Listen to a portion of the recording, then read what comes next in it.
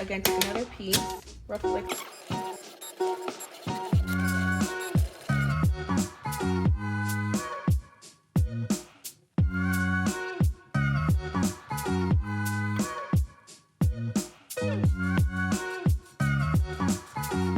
Hey guys, I'm going to take you along with me cutting this vinyl signs. I have two for this order. One is going to be on the wall and one is going to be on the window. This one's going to be black. Let me make this black. Okay, so this yellow one will be going on the window. We are inverting it so that we can install it inside so that when you look at it from the outside, it is spelled correctly. I hope that makes sense. I have the second one up here. This is gonna go on the wall, so it's perfectly fine the way it is. These equal signs are not a part of her actual logo. Why are they there then? I have to install this on a wall or on a surface. I wanna make sure that when I install this, it is leveled. These lines will allow me to level it correctly. So that's why I have those lines there. Once they're installed, then I'll just go ahead and remove those reference lines. So we have 30 inches and then we have 25 inches. So that's perfect. So let's go ahead and press next. I'm going to switch over to show you guys how I do this on the mat. Your girl is using a mat. I mentioned with this design, I will not be using smart vinyl. Okay, I will be using mats to complete this design. So I have here a 24-inch mat and then I have a standard 12-inch mat. I'm going to show you how I combine them together. I'm going to tape them, leaving a very small gap between them, like the size of a grain of rice small. Try to line them up together. Okay, and then I'm going to lift so that I can push this underneath. I am going to, again, take another piece, roughly like 6 inches. Again, make sure I have that gap across. All right, and then why is this gap necessary, or why are you leaving a gap? I'm leaving a gap because when it's being pulled through the machine, it will hit something, or it'll cause that friction. If there isn't that gap, it doesn't really kind of fold or bend. I've seen it causes problems down the line. So I like to just leave a little gap, and then I tape the back end as well. So completely across the back, and here you can see on the pink, that line. I need 32 inches of black. So this is gonna be temporary vinyl. It's going on a wall. It is not her permanent wall. We will have to place this higher up slightly just because, again, it thinks it's smart vinyl and that technically does not exist in smart vinyl. I'm gonna turn this way, excuse me. And I'm gonna start placing here. I like to place from this side going forward. I put my vinyl in the corner and then I line up the bottom edge of the vinyl with the line here. Looks about right. Let me fix my little sign.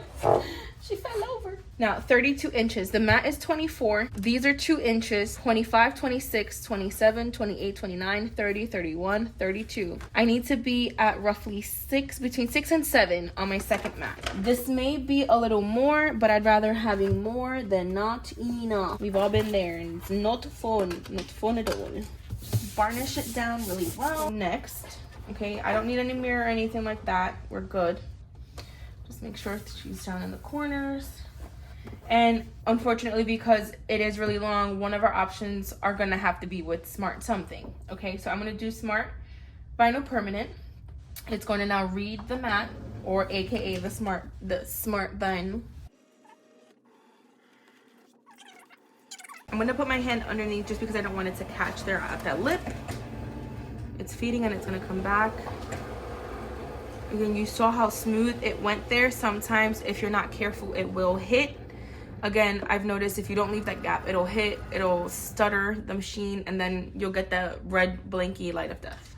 All right, it's reading it, it's recognized it. We can press OK or the play button, and it should start to cut.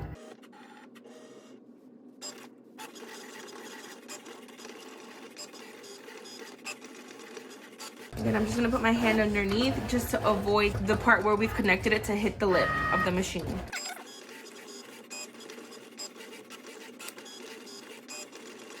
Holding it slightly elevated, again, so it's nice and smooth.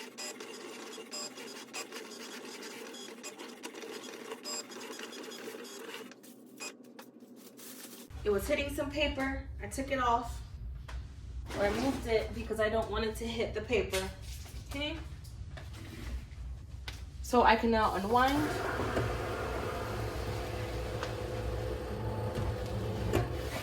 Okay, and that was a lot longer than necessary. We actually could have stopped at 4, okay? So I'm gonna get my X-Acto knife and just cut off the excess here.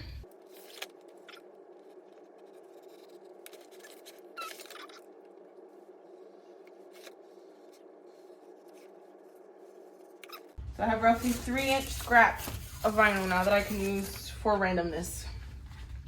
Sometimes when I do sell vinyl decals, I like to include just a small little decal. I can definitely reuse this to print out some 2-inch decals as little giveaways. Okay, while I still have it on the mat, I'm just gonna go ahead and weed it. I'm gonna lift up a corner here and just pull little by little. Let the design weed itself. I'm just gonna slide it down as I go.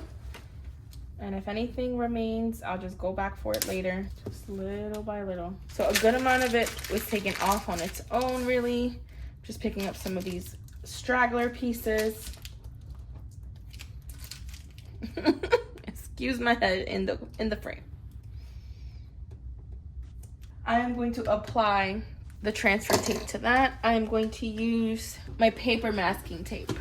And it's saying I need 27 inches. Again, we're gonna flip over. I like to be in this corner here, and then I line up the bottom of my vinyl to this line.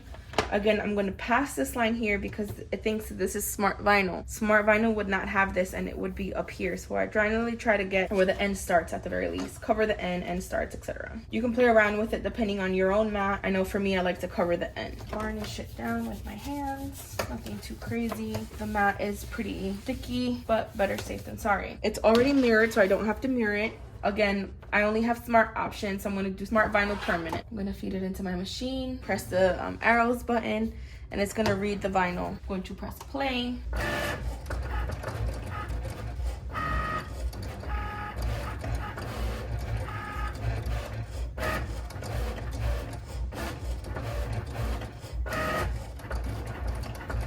I'm coming up on the lip. I'm just going to put my hand underneath.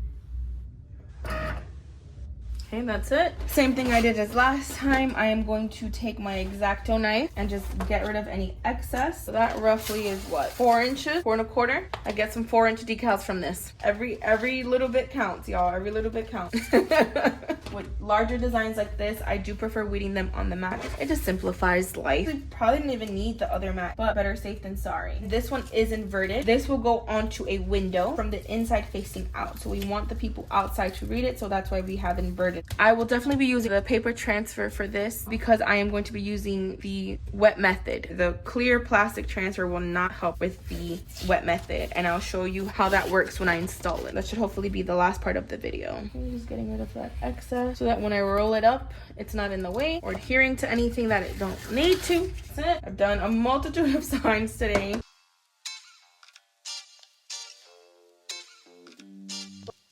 That's a little higher. Yeah, I think that's good.